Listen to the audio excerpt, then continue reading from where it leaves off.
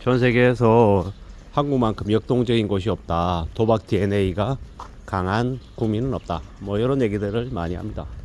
일정 부분 동의하는 부분이고요. 근데 이제 앞으로 벌어질 한 5년, 6년 정도에 있을 이 엄청난 이제 경기 침체, 경기 불황 이 속에서 한국 사람들의 DNA도 또 많이 바뀔 것 같습니다. 다이나믹하고 역동적인 것들이 상당 부분 지루하고 뻔하고 재미없는 일상으로 아마 많이 뒤바뀔 것 같다라는 겁니다. 왜 그러겠습니까? 감당 못할 빚을 진 사람들의 삶이 매우 처참해지기 때문입니다. 괜찮다 괜찮다 남들 다 빚지고 산다. 요새 빚이 1억 2억 없는 사람 어디 있냐 뭐 이렇게 얘기합니다. 뭐 빚 없는 사람들이 없는 게 적다 뭐 이렇게 얘기하는 사람들은 빚이 있는 사람들의 시각에서 본 얘기입니다. 대한민국 국민을 10명이라고 치면 그 10명 중에 한 4명 정도가 빚이 있고 4명 정도는 빚이 없고 한 2명 정도는 되려 많은 자산들을 가지고 있답니다. 이 절대적으로 보면 10명 중에 한 6명 정도는 뭐 플러스이거나 제로 인생인 거고 4명은 마이너스 인생인 거죠. 대한민국 국민의 한 40% 정도를 이제 빚쟁이 인생이다라고 봐도 무방할 것 같습니다. 이제 그 빚쟁이들은 이제 그 빚에 대한 무게를 이제 서서히 앞으로 더 심하게 느낄 거다라는 거고, 이제 심하게 느낄 수밖에 없는 이유는 뭐다? 이제 2024년 이제 2월 말부터 시작된 이제 스트레스 대출, 그리고 이제 5월 1일부터 시행될 이제 경기대응 완수자본 적립, 이제 축당금 적립이죠. 뭐 그러한 것들이 이제 대출자들 입장에서는 가상금리 2%에서 한 4% 정도 추가 이제 부과되는 거죠. 2%에서 한 4% 정도 부과가 되는 게 뭘 그렇게 특별한 일이고 대단한 일일까? 라고 이제 닥치기 전까지는 이제 사람들이 생각하겠습니다. 하지만 그게 이제 닥치면은 이제 그 폭풍은 엄청날 거다라는 겁니다. 게다가 지금은 아니지만 2024년 말 2025년쯤 되면요, 전세금도 DSR에 포함시킨다라는 게 아마 얘기가 나올 거예요. 왜겠습니까? 그러지 않으면 GDP 대비 100% 이하로 가계부채를 내릴 수 없기 때문입니다. 지금도 계속 가계부채가 스물스물 늘어나고 있어요. 여차하다가는 가계부채 2000조가 될 수도 있다라는 얘기도 파다하게 나오죠. 그런 얘기가 왜 나오겠습니까? 관리가 안 되니까. 관리가 안 되고 지금 현재 정부라고 하는 곳이 이제 경제 관련한 부분들은 제대로 된 이제 정책들을 펴내지도 못하고 점검도 안 하고 그냥 막장이죠. 막장, 개막장. 이제 그러다 보니까는 점점 경제 상황이 더 안 좋아지는 쪽으로 가는 거죠. 그러면 나중에 좀 더 센 주사, 좀 더 이제 대수술을 할 수밖에 없다라는 겁니다. 이제 그런 지경으로 이제 치닫고 있다라고 봐야 되는 거고요. 앞으로 이제 맞이하게 될 닥칠 일들은 좀 더 많이 참고할 것이다, 많이 어려울 거다라고 보면 맞을 것 같습니다. 뭐 별거 아닌 것처럼, 괜찮은 것처럼 뭐 그럭저럭 그냥 무난하게 무탈하게 넘어갈 거라고 생각하는 이들이 아마 되고, 아마 어려움을 겪게 될 것 같고, 결국 이제 그러한 어려움들은 이제 우리 전체 이제 사회 현상으로도 아마 확산되지 않을까라고 이제 추정해 봅니다. 뭐 결국은 이제 이 고물가도 이제 쉽게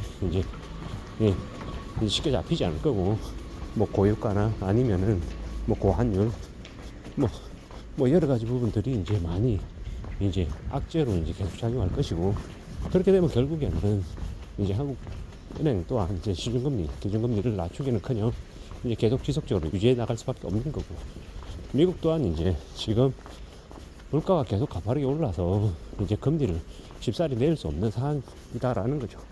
이러한 전반적인 상황들, 그리고 가계부채, 그리고 이제 역전세, 아직 터지지도 않은 2024년 말 정도에나 이제 닥치게 될 이제 PF 대출 관련한 것들, 브릿지론, 뭐 정권사, 그리고 이제 저축은행 새마을금고의 이제 연체를 뻗든 이제 카드론 연체, 뭐 주변에서 이렇게 들려오는 이제 보여지는 이 지표 상으로 이렇게 보여지는 이제 안 좋은 신호들이 너무 많다라는 거.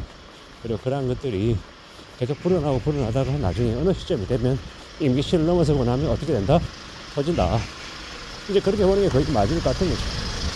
그런데 이러한 상황이 이제 주가는 계속 올라간다. 곧 이제 2,800을 이제 내다본다라고 얘기하고 연말까지 3,000을 넘길 거다. 이런 얘기들이 파다합니다. 왜겠습니까? 이게 정상이라고 봐야 될까요? 아니면 매우 우려스러운 상황이라고 봐야 될까요? 지금 매우 우려스러운 상황이다. 물론 2024년에 뻥 하고 터지진 않을 것 같다라는 겁니다. 저는 이제 그 경제적인 충격이 폭탄이 터지는 시점을 언제를 이제 1차 징후라고 보냐면 미국이 기준금리를 내리는 시점이라고 봅니다. 미국이 기준금리를 한번 내리기 시작하면 아마도 그 다음에 뭐 2번이든 3번이든 또 추가로 내릴 거예요.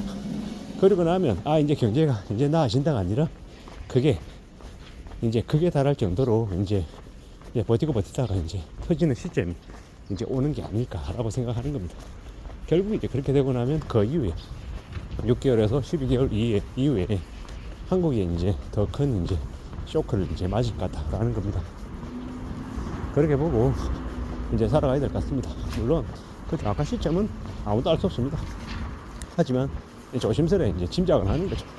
앞으로 최소한 5년 정도는 많이 어려울 거다라고 생각하면 맞는 거죠. 그리고 그 5년을 어떻게 견디기 위해서 어떻게 시킬지에 대해서 잘 생각해 봐야 되는 거죠. 당분간은 대출도 줄어들고 대출 안 나올 것이고 대출 갚으라는 요구도 심해질 것이다. 그리고 이제 한 5년이 지나고 나면 다시 대출하라고 권유할 것이고 다시 또 분위기를 일으킬 것이다. 그때가 올 때까지 어떻게 해야 된다? 숨죽이고 조용히 지켜봐야 된다라는 거죠. 조용히 지켜보면서 와신상담해야 된다. 자신의 힘을 기를 때까지 힘이 길러질 때까지 기다려야 된다라고 감히 말씀드립니다. 그렇게 조심하면서 주변을 둘러보고 상황을 모색해야 될 것 같습니다. 우리에게 이제 닥치는 상황, 벌어지는 일들 이런 것들이 우리를 강하게 만들지 아니면 우리를 몰락시킬지는 두고 봐야 될 일이죠. 좀 더 엄중하게 내다볼 필요가 있는 것 같습니다. 쉽지 않은 상황을 맞이하고 있는데 금방 괜찮아질 것처럼 조금만 지나면 나아질 것처럼 착각하는 건 오산인 것 같고 앞으로 이제 그 안 좋은 상황들이 좀 더 오래 지속될 거다라고 보고 마음을 단단히 먹고 지내는 게 좋을 것 같습니다. 그렇게 버티고 견뎌야 그래야 다음 또 시즌이 오는 것 같습니다. 지금은 많이 어렵고 많이 심각하고 많이 안 좋은 상황인 것 같습니다. 조금만 참으면 조금만 견디면 다시 나아질 수 있는 시간이 오는 게 아니라 앞으로 최소 5년은 경기 침체가 경제 악화가 극심해질 것이다 라고 보고 어떻게 살아남고 어떻게 대응할지에 대해서 잘 궁리할 필요가 있는 것 같습니다. 마음도 단단히 먹어야 되고 이 힘들고 어려운 상황에 대비하기 위해서 체력도 길러야 되고 건강도 갖춰야 되고 무엇보다도 경제적인 부분들 관련해서 돈을 최대한 저축하고 축적하고 모아놔야 될 필요가 있는 것 같습니다. 이상입니다.